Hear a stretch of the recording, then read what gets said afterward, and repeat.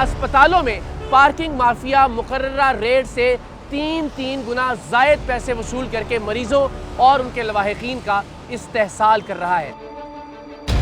मैं बहुत अरसे से इन लोगों की वजह से डिस्टर्ब था। गुस्सा आता था कि ये हमारे मुल्क में क्या हो रहा है। ये अरबों रुपए की 2 नंबरी है जो लाहौर के शहरियों के साथ रोजाना की बुनियाद पर की जाती है। हर बंदे से आप झगड़ा कर रहे हो। 100 रुपये भी आपको एक मोटरसाइकिल वाला यहाँ एक्स्ट्रा दे दो, 3000 रुपये उस बेचारे गरीब का महीने का बनता है। जी।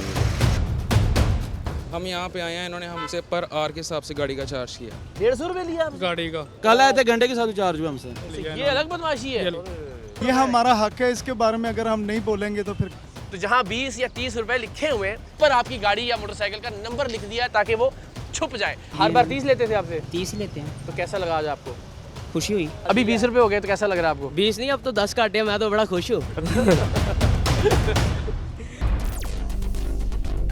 देखिए सरेआम हर हफ्ता शाम 7:03 पे सिर्फ ARY न्यूज़ पर।